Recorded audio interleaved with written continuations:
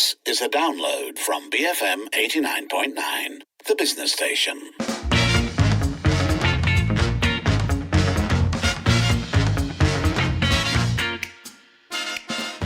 It is almost 6:13. You are with Kelvin, Aiman and Cam on the evening edition. Now, for our next story, we are talking about delayed housing projects.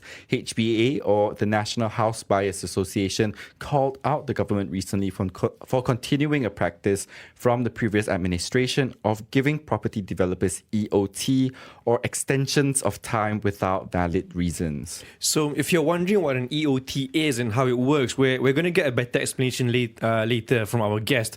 But basically, an EOT allows developers to delay the delivery date of the property without the need to pay compensation. And this approval comes from the Housing Ministry, and it can be given under special circumstances. Now, this has come to the attention of the HBA because the Housing and Local Government Minister, Dr Carmelo, revealed in Parliament on Tuesday that 46 developers in the financial year 2019 up to July were given the exemption. So that's about 75% of the applications. So the HBA is basically arguing that the reasons the government has listed for giving EOTs isn't good enough. This is like local council limits on working hours at construction sites, compliance with infrastructure requirements.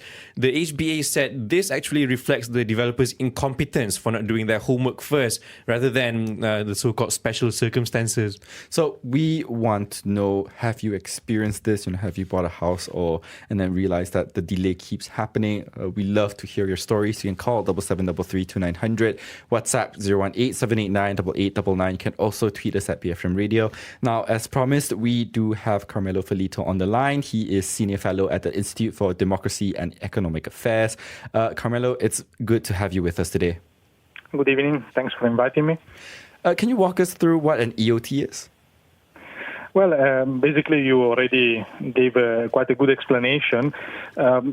We can say that it's like an instrument of last resort for the developers in this case, because usually contracts foresee a penalty in case of late delivery of a project to the buyer, or what is called usually the liquidated damage. But if the developer feels that the delay is not due to his fault, but coming from unforeseen circumstances or third parties, can apply for an extension of time.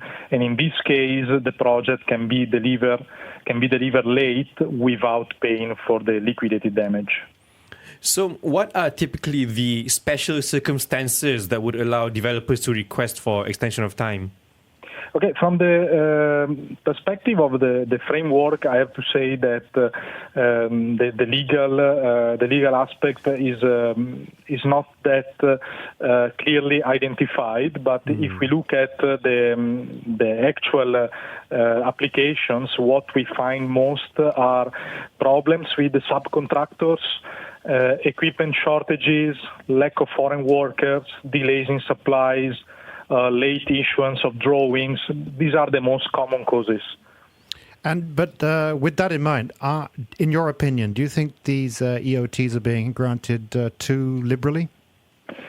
I think that giving a general judgment of these would be unfair, both for the developers and the government. We should look at the situation on a case-by-case basis.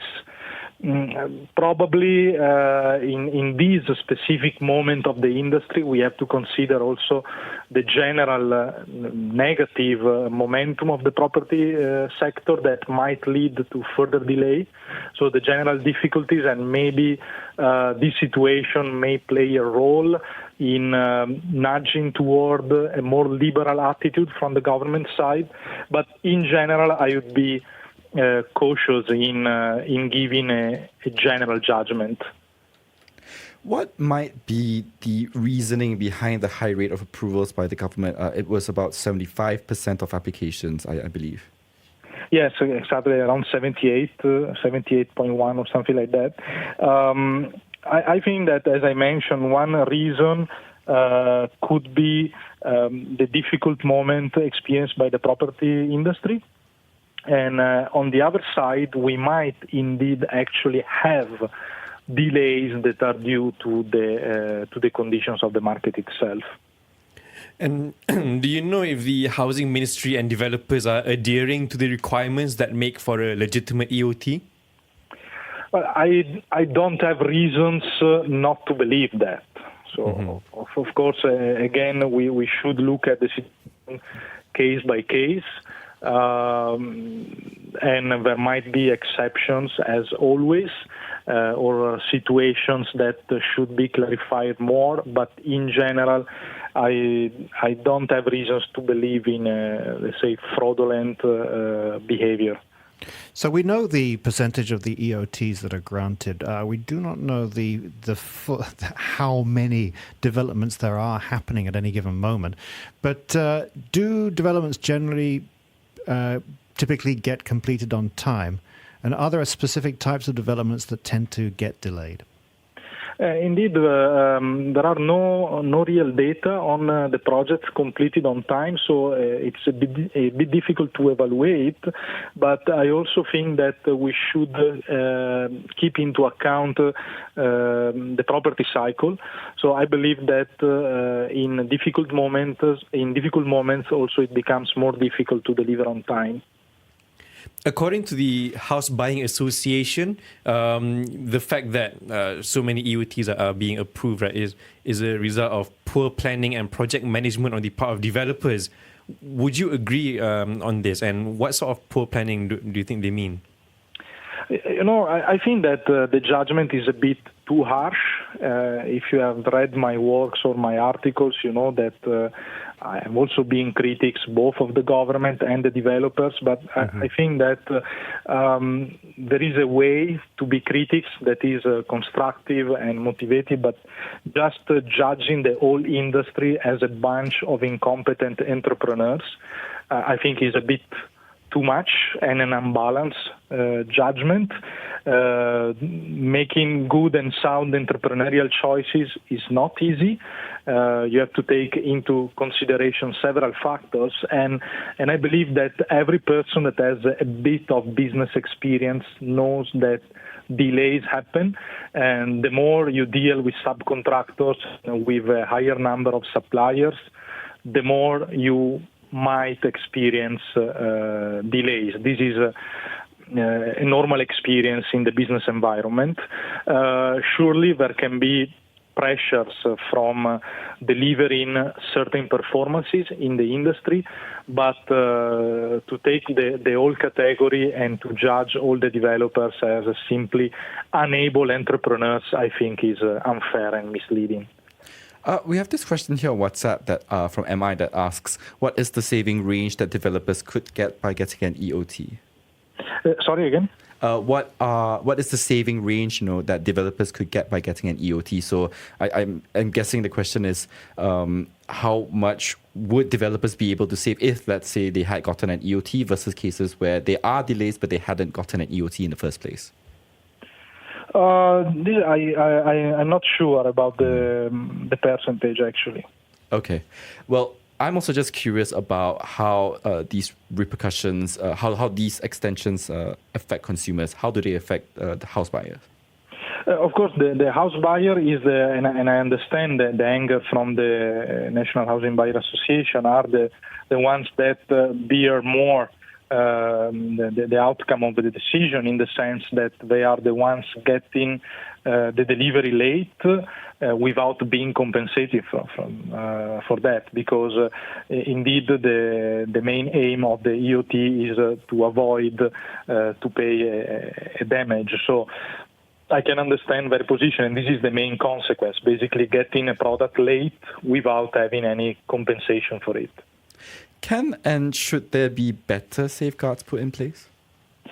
I think so, and probably a good start would be to clarify more the circumstances that can actually bring to an approval of an EOT, and this is the first point. So having a clearer legal framework, and in the second case, probably stricter controls on the actual causes that brought to that application.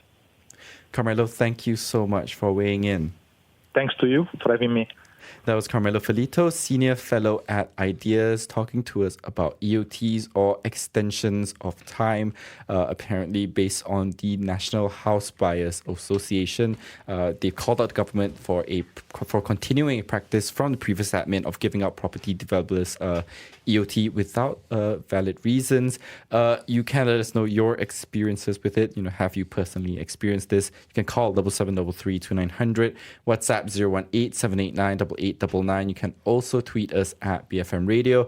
Now, just diving back to our messages, we have this one from Lam that says, when buyers make late payments, developers charge penalties. Why not give the same treatment to the buyers? And I think that's something that the National House Buyers Association wants to address, right? That because of these EOTs, they are causing these unfortunate repercussions to the consumer. Yes, because while they wait for the house to finish being built, they still have to, because the reason why they buy the house, for example, is to be closer to public transportation, or to be closer to start a new life. To start a new life, be closer to the place they work. So so long as they don't have access to their new house, so long as they don't receive the keys, they still have to travel the long distance to work, or still maybe face obstacles or challenges in setting up their new life. So there are these sort of hidden non-monetary costs that the consumers have to bond. And you might well be paying mortgage and rent for extra months. Yeah, this adds up, and you don't get you get no compensation. So it's just, I've never been in that situation myself, and perhaps some of our listeners have been. Yeah, I'm interested to see to find out what are the experiences of our listeners, and see if they've faced this kind of situation, and how, what did they do?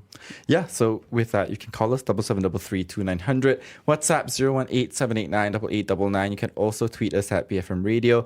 Now, also earlier in our show, we were talking about success versus kindness. How do you choose which to instill in your children?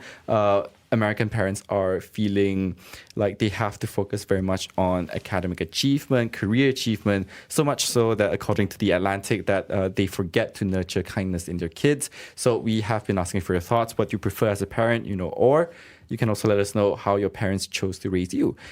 We have this message here from KY that says, why can't kindness be success? Why do we only define success by the amount of money one has?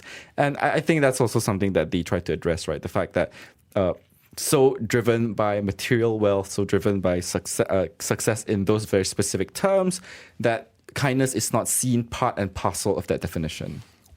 Yeah, well, yes, yeah. And as someone else pointed out as well, what was it? What puts food on the table as an answer? But also, I wonder, in America, you have a situation where there's a panic about the notion of being able to enter the middle class.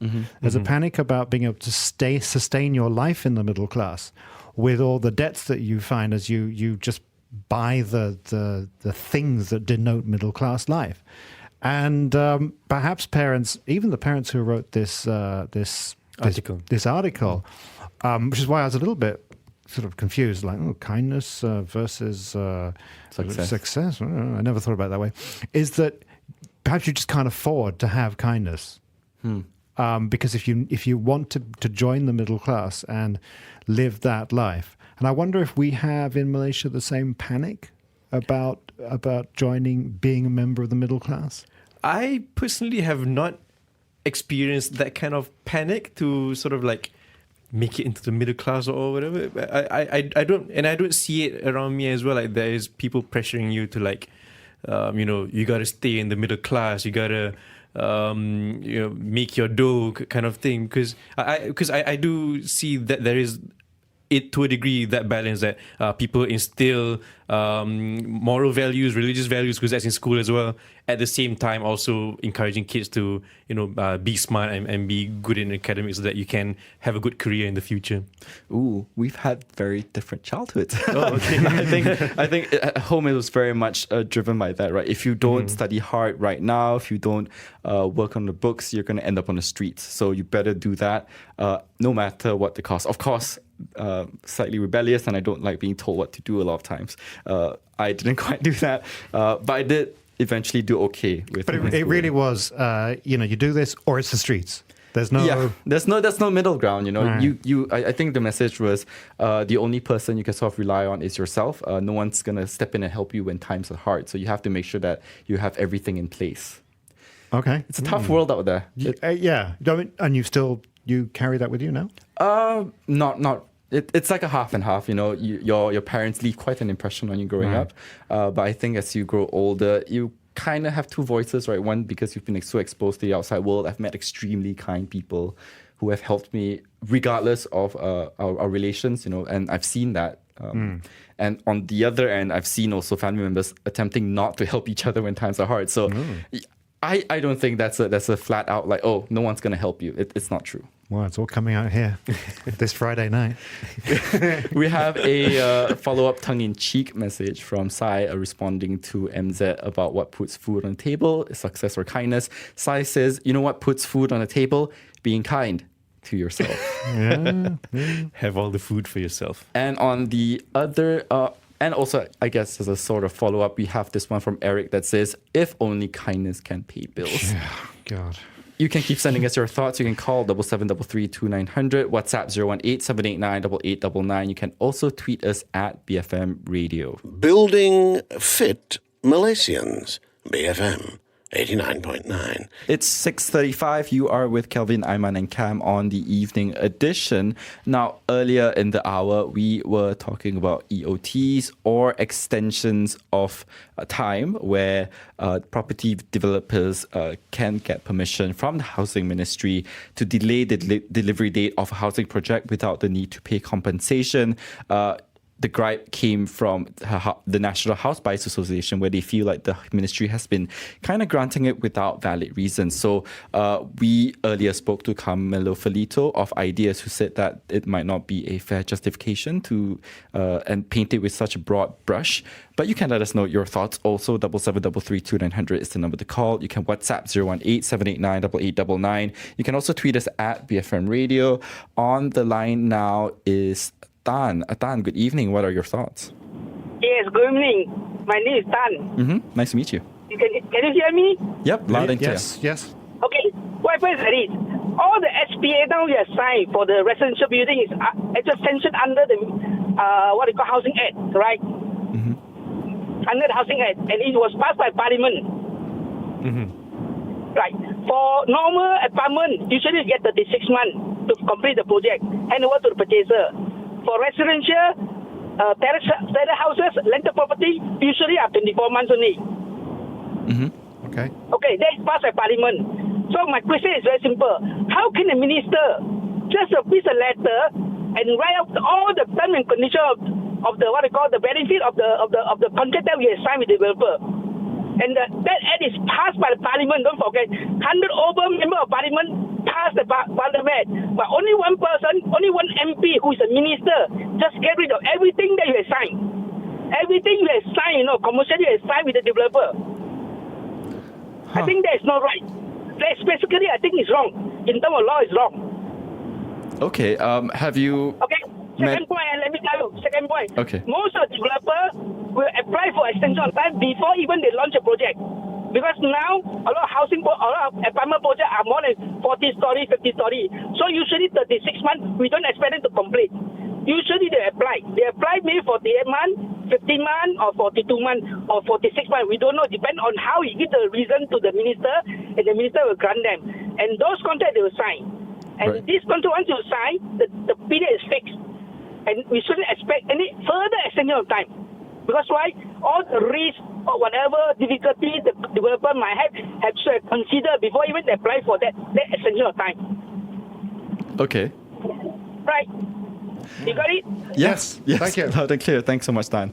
Well, it's good to hear from someone who's sort of involved in the property sector, the property development sector, if anything. Well, he mentioned a few things there which require specialist knowledge. For instance, the vote. The changing terms of contracts and all that. Yeah, and also the vote that Mr. Tan was describing. I don't know actually offhand the numbers that he was talking about there, but specialist knowledge beyond my capabilities. Yeah, but but here we are. hopefully, once we perhaps have more news coming out, we will address it once again.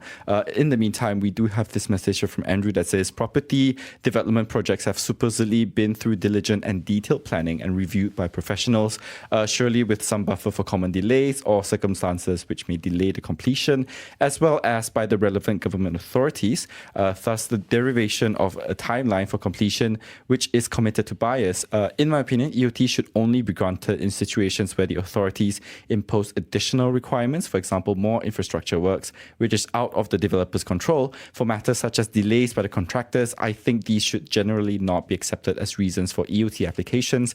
Developers generally have a back-to-back arrangements with their contractors on LAD or the liquidated and ascertained damages charges, giving developers the right to charge contractors if indeed the fault is theirs.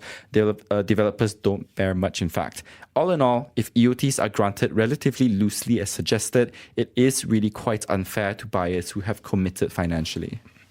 I think one of the suggestions made by HBA was that, so these sort of like shortcomings, supposedly from the developer side, that they said didn't do their homework. So an EOT, the HBA said that the EOT should be granted only in special circumstances like natural disasters, floods, or even like riots, things that you can't predict on happening.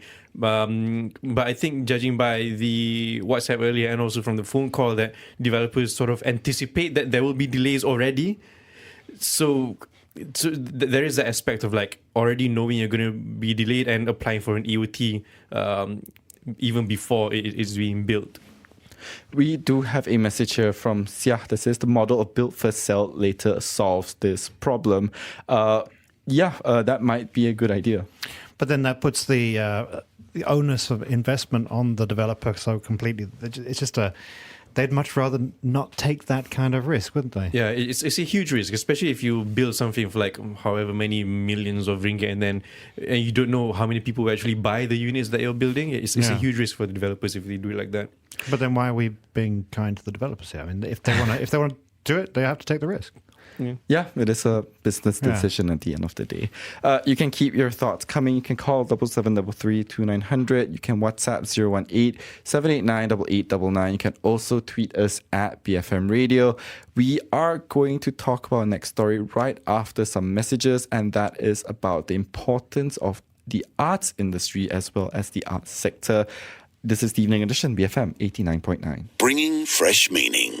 BFM 89.9. It's 6:43. You are with Kelvin, Aiman, and Cam on the Evening Edition, and we have been talking about the EOT, or the extensions on time, that has been brought up as an issue by the National House Buyers Association, where the previous administration as well as the current administration has sort of been giving property developers EOTs without valid reasons, and that is their claim right now.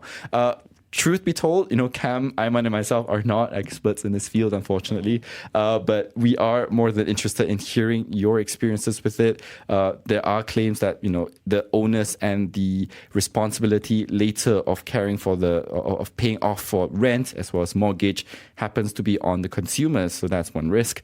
But again, we'd appreciate your calls. You can call us 7733-2900, WhatsApp 018-789-8899. You can also tweet us at BFM Radio.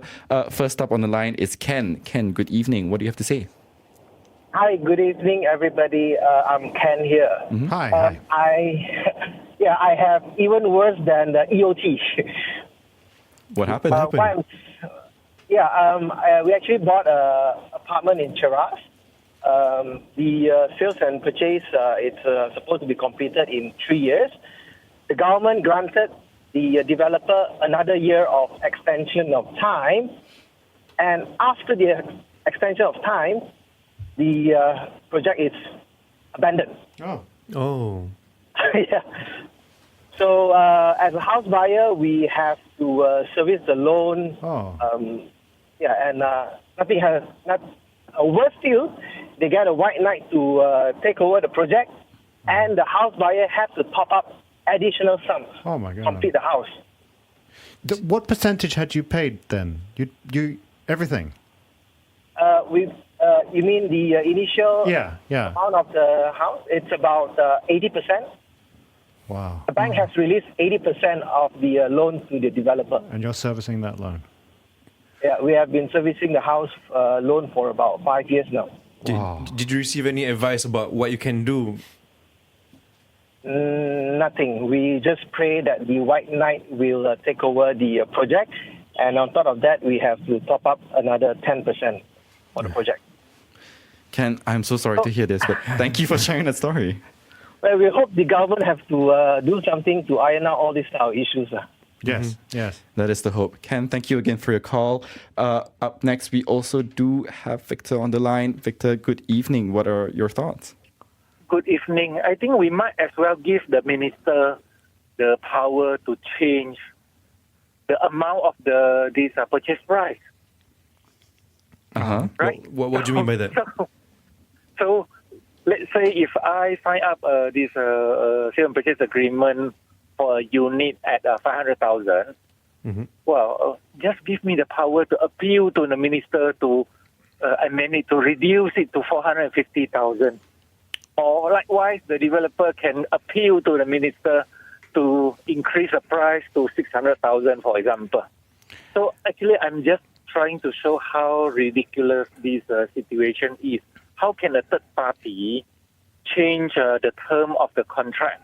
Because a written agreement, if it is to be worth the paper that is written on, meaning a deal is a deal. I mean, how can a third party simply just change it? I mean, who authorized a minister? I mean, the contracting party, of course, the developer apply for the extension, but the purchaser did not agree. I mean, how can you override his right? How can you override his decision? Yeah, I take your point. A deal's a deal, but what if one party cannot come up with its end of the deal? What do you do?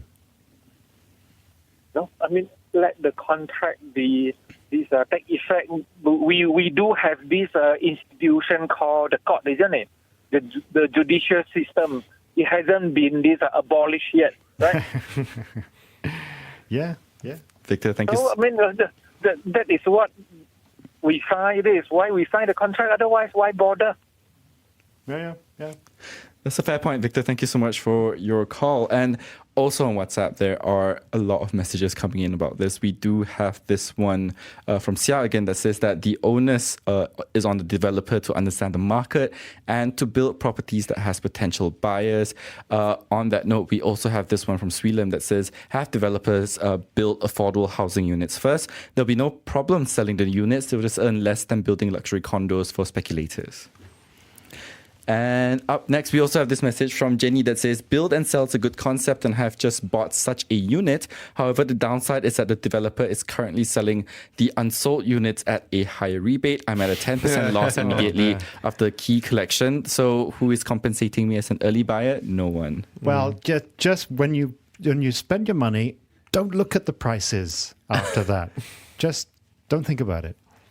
We also have this one here from Maggie that says, I agree with Mr. Tan. The sale and purchase agreements, terms and conditions binding between the seller, developer and the buyer paid through a housing loan. When there's a delay or extension without the consent from the buyer, it means for a longer repayment period and not even paying installments yet. For abandoned housing projects, the buyer ends up with no house but keeps on repaying for the dispersed portion. Why should the authorities then be intervening? And I think that was a problem that faced one of our callers earlier, Ken, who for the longest time now is servicing a loan but has not had a house yet. That's just shocking. Yeah, that's not a good position to be in. And I guess in one sense, there is the value of for the consumer to be buying a build and sell kind of property, because you know that it's there. Yeah. So it is a leap of faith if it's off the book. Is it off book? No, off plans. Yeah. I just know people who have been very lucky and that it's always come off. But to be stuck with a property like that, and if there is no recourse, that's terrifying. I just where the recourse would be coming from, right? And this is also coming from a message by Aaron that says that at the end of the day, the consumers are always at the losing end. They wanted to make money, yet consumers take all the risk. Can the bank waive the interest for the buyer? Well, the bank's got nothing to do with it. Yeah, unfortunately, because you are tied in and locked in a deal. Please do keep those messages coming. It's 77332900 to call. You can WhatsApp 018-789-8899. You can also tweet us at BFM Radio. On the line, we also have Paramjit. Paramjit, thank you so much for calling us. What do you have to say? Yeah, hi. This is about, I think, one of the biggest abandoned projects ever. This is something called Westport or Pulau Indah. A lot of people invested in this. They built like a gazillion, shop lots and this and that, which was somewhere in the 90s. Mm-hmm. And today, if you were to go there, it's just it'll be ideal. It'll be an ideal set for a horror movie or something like that, trees growing in buildings and this and that, everything is vandalized. And we have formed a committee. People who own these buildings have passed away and kind of thing. Their kids are trying to get something, anything, but nothing's moving, nothing's happening. It was touted to be one of the biggest investments. Yeah, and you sunk quite a lot of funds in, did you? Yeah, my dad did actually. So he, the picture was so rosy that he bought two buildings, 2 office lots, I believe, kind of thing. This is 30 years now, is it? Oh yeah, it's been long. It's been long, and the thing is, around it, there's lots of development going on. There's big companies coming up there, but this place here is just. So, nobody wants to think about it. So who are you? Except those who own it. Sure. But who are you able to talk to? What kind of recourse do you have to either get your money back? I don't know. We are wondering what kind of recourse we have. And it's vandalized completely. There are no windows. There are no nothing. Everything aluminium has been stripped off, and we are expected to service the. This Cukai Pintu and stuff like that. And we're trying very hard to get this strata title. And it's given to, liquidators? Yes. Yes, and of course they want lots of money as well. So the thing is, it's all like my dad, it's completely 100% paid up. Why should we have to fork out anything more? I wish we could help you out. We do have colleagues here at BFM who might have better answers, so we can take your number and we can ask around. That'd be great. Yeah. Thank you. Yeah, welcome. Thank you. Paramjit, thank you so much for that call and also for speaking with us and also for sharing that story. We're getting a lot of property horror stories today. Again, we like to hear more of your experiences, and again, as always, thank you so much for sharing them. Call 77332900, WhatsApp 018-789-8899. You can also tweet us at BFM Radio. In the meantime, while we wait for more of those messages and calls, we are heading to some music by Feist. I Feel It All. This is the Evening Edition, BFM 89.9. Brainy, fancy material. BFM 89.9. It's 7:05, a slightly bumpy start with Kelvin, Aiman and Cam. You are, of course, listening to the Evening Edition. So, we did have plans to talk about something else, actually, which was the cash transaction limit. I think we will continue that conversation another day. But for now, because we have been receiving so many calls and so many messages about property development, so this sort of started out with the EOT, or extensions of time. The National Homebuyers Association is claiming that the government is continuing this practice of allowing DOTs for two property developers without a valid reason, without valid reason. So this conversation has struck a chord, and we'd love to keep getting your thoughts on it. Now, you can send us again those stories, 77332900, WhatsApp 018-789-8899. You can also tweet us at BFM Radio. So before we do get to our calls, we do have this show called The Property Show. You can get the podcast on our app, or you can get it on bfm.my. On the line now is Tina. Tina, good evening. What is your story? Good evening. I'm Tina here. Mm-hmm. I bought this house, bought this apartment in the year 2000, and it was ready in 2004 for vacant possession. But when we went in, there is no electricity.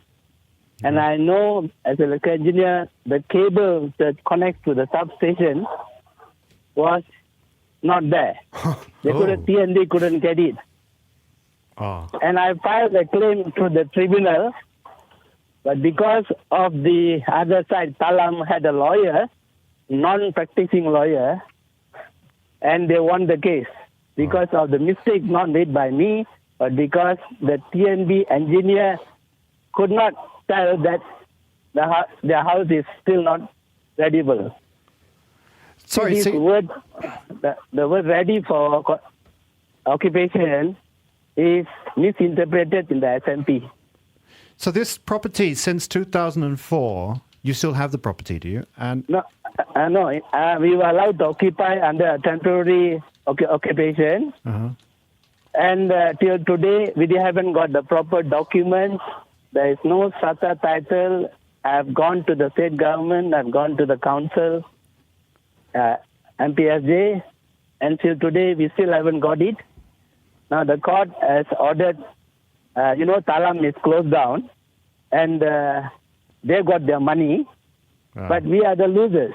Now, the liquidator wants us to pay 24,000 in order to get the SATA title. Whereas the SMP is very clear that all this is the work of the developer. Now, who do we blame, the government or the developer?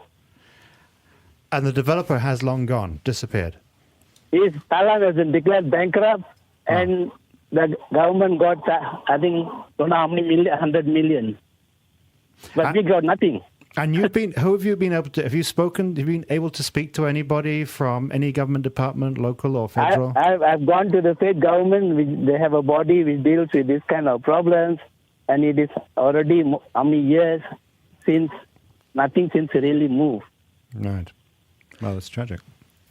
And I'm 74 years old, and you ask me to pay 24,000 when I'm only getting a pension for 1,003 under the armed forces.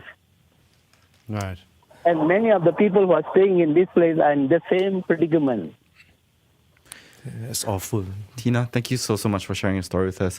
And, please, our producers will be taking down your number. And I think it's also for us to follow up in a separate way much later. Yeah. That will likely come out in the form of the show. But again, if you...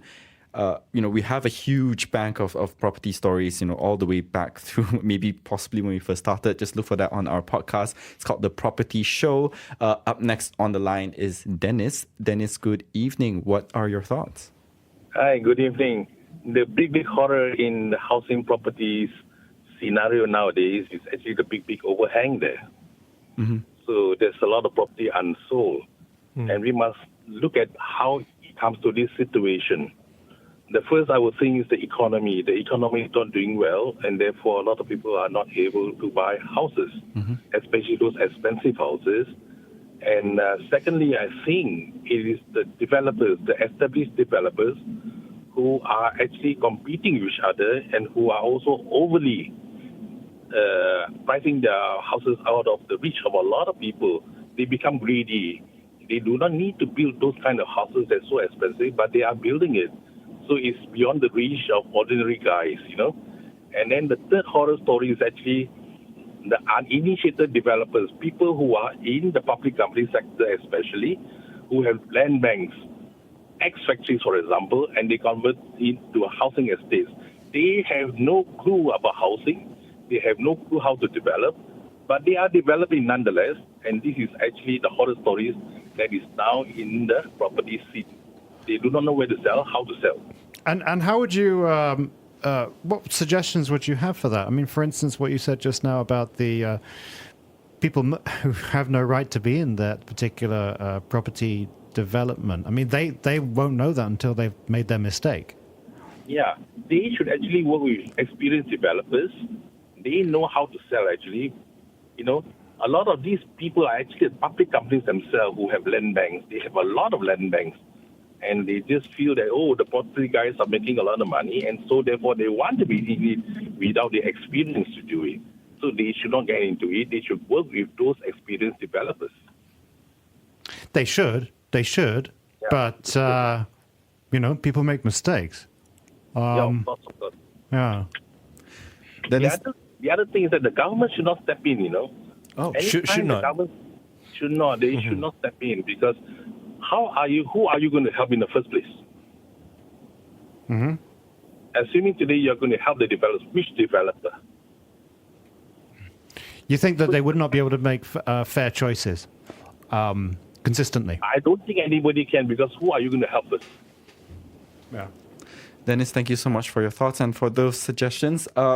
Certainly good to know some of the, for him to have pointed out some of the additional factors, which includes like the inexperience of developers, some of the early players rather. It's a weak economy, and with the experienced developers choosing to still build properties that may be out of reach for many, many Malaysians. Yeah, and property is such a fixation. In order to make money, it's a fixation just for the Malaysian economy in general. I mean, it's a canary in the coal mine. It's a way to take the temperature of the economy, but it's also a way that a lot of people are desperately trying to make money, quick money, because sometimes it's just the building of the property is where you can make the money. Yeah, and the selling of it is inconsequential after that. Yeah, and I think among just consumers, right, it's still a driving motivator. Some consumers, rather, it's the way to retire. It's a way to move up in terms of social mobility, where if you don't have a house, how are you going to move up the ranks, right? How are you going to make sure that you have enough by the time you retire? Yeah, because it provides security, right? Not just for you during your retirement age. So that even when you are no longer here, you can provide a house for your children, for example, if they find themselves in a predicament where they can't afford a house. So owning a property is still seen as important for a lot of people, because it provides security. But at the same time, the fact that it's not accessible for everyone, that makes it a huge problem. Not everyone can afford it. Yet at the same time, there are so many houses that are being built that are not being bought. Yeah. The good thing is, because millennials like you don't have to worry about... it's not a problem if you can't buy a house at all. Not by choice. Yeah, unless I inherit one or someone gives me one. You can continue sending in your stories. You can call us 77332900. You can WhatsApp 018-789-8899. You can also tweet us at BFM Radio. This is the Evening Edition, BFM 89.9. Boleh for Malaysia. BFM 89.9, the business station. It's 7:15. You're with Kelvin, Aiman, and Cam on the Evening Edition, and we are continuing our conversation about property development. What started out as a conversation about EOTs and how the National Homebuyers Association has said that the government has been giving out these EOTs, or extensions of time, to property developers without valid reasons. That's sort of transformed into one where people are sharing their very, very unfortunate, very, very tragic property stories, and you can keep them coming. It's 77332900 to call. WhatsApp 018-789-8899. You can also tweet us at BFM Radio. On the line now is Hafiz. Hafiz, good evening. What do you have to say? Hey guys. Yeah, Hi. I just want to make a point. Like you were saying earlier, in terms of it's a business and it's entrepreneurship. And people make mistakes. But I think in the open market, if you make mistakes, you'll have to pay for it, right? As a consumer, if I didn't do my due diligence on researching on a developer or the viability of a project, and I signed my name on that contract, if anything goes wrong, I've taken that risk and I've got to pay for it. But I think, the government is trying to bail out the developers, and, they've made a mistake, but they don't have to pay for it. So, I just think that's unfair. So it's weighted, you feel it's weighted in favor of developers every time? I feel like it's a bailout for them, and we, as consumers, we don't have the same sort of ability to bargain with the government to bail us out. whereas because they contribute so much to the economy that they do have that, negotiating power, so it's just a little bit imbalanced. And, in the open market, when you make a mistake, I think financially you've got to pay for it. That's just my point. I guess how would you like to see the government respond then to these sort of cases? What kind of policies would you like to see in line with whatever's going on right now? I think you should just let the market rebalance itself. I think I think Carmelo has spoken before, and you just got to leave it for market forces to determine, what happens, So, and I think if there's a lot of overhang right now where, people don't want to buy or can't afford to buy the properties, then, naturally demand has to fall, and, the developers have to take the hit. Yeah. Hafiz, thank you so much for those thoughts. And yeah, I guess it's like on both ends, right? If you as a consumer made a poor purchasing decision, there are consequences for that. But on the end of the developers, on the end of who's selling the property, shouldn't there also be that same treatment, I guess? Yes. Well, actually, all of this reminds me that actually the property that I live in has all of these issues. It was an abandoned project. A white knight, as was mentioned earlier, did come in and so sort of resuscitated it. So we came in when it was being resuscitated. But we still have no strata title. And it's very hard to find somebody. But there have been changes recently in local government law and federal about strata titles that are supposed to make it, I don't know the details too fully, but it's supposed to be helpful. But one thing we found when we moved back into the property was that it had been abandoned. Clearly, the developer had not paid any of his bills. So we had this backup problem with the pipes. And when we went down, we dug down, we discovered that the sewage pipes went nowhere. Oh, my God. Yeah. What? It would just go down the wall, and then there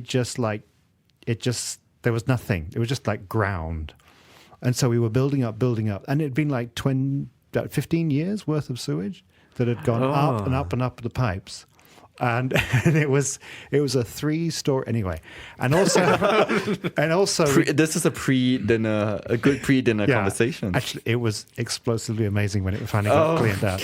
But and also we discovered that the electric wires, had been put in such a way they were all over the place, completely not to code at all. So yes, when the development goes down, when it collapses, you discover that they haven't been paying a whole lot of people. So not only has the buyer been shortchanged, but everything down the line has been shortchanged. We managed to rectify everything in the end. It's a nice place. How long did it take for you to fix everything? It's an ongoing process. So there's still bugs that you still haven't quite worked out yet. But I don't know. It's maybe the way that we've worked, but it's the way that I tend to operate is that I sort of think, well, it's just the individual effort now. I can't rely upon anybody else. So I just fix the little bits to do with my place. Were you able to report this to anybody? No. No. Because the developer is completely opaque. I mean, they kind of still exist in a new name. You cannot get it. You just cannot speak to them. How do you go? You go there, perhaps, but it shouldn't have to be like that. Yeah. It's really hard. It shouldn't be like a flash mob at Touch and Go. Yeah, let's go do it. You with me? Well, that's your house. No, but still, it's a chance to sing and dance. Okay, well, maybe. Right. We also have this message here on WhatsApp from Kai that says, I consider myself lucky since the property I bought actually was completed, despite poor quality and workmanship compared to what was marketed. The problem I have is with the management fees. When we bought the place, we asked for the indicative management fees, and they honored it for a year via the mechanism of developers' subsidy. But after the subsidy period ended, the management fees increased more than 100%. Yikes. The mechanism that was supposed to protect us was that there will be a JMB formed and we could talk about it. But as there is so many properties unsold, the developer represents the majority of the property owners. So when they wanted to increase the fees and pay more than the scope of the property, there's nothing other buyers can do. For example, paying fees that should be paid by other parts of the mixed development, striking a deal with the management company to use funds from the actual owners to pay off the developer portions of management fees. There's nothing we can do since we won't know the breakdown of the payments nor the payment to the service provider. And also the developer, if the developer is the majority of property owners, is the developer paying management fees? And so if they are not, then you also are not getting a sinking fund going because it's just a handful of people paying over the odds. You can keep those stories coming. 77332900, WhatsApp 018-789-8899. You can also tweet us at BFM Radio. We have some music coming up, something a bit cheeky, chosen by a producer. But before that, just a heads up as to what's coming after the 7:30 news, where it is skip intro. What do we have today? Well, we're going to talk about a movie called Midway, which is based on events that happened during World War II. And it's directed by Roland Emmerich, who you may know from a number of disaster movies like 2012, Independence Day. So we're going to take a look at Midway, and then we're going to discuss a few of our favorite and perhaps least favorite Roland Emmerich films. I watched the original Battle of Midway back in 1976 or 75. With sensor round where it made all the seats shake. Oh, really? Yeah, it was so loud. It was shaking. And I was thinking, we're having an earthquake. It was terrifying. Make sure you stay tuned for that. In the meantime, it's Darling by Real Estate. This is the Evening Edition, BFM 89.9. Thank you for listening to this podcast. To find more great interviews, go to bfm.my, BFM 89.9, the business station.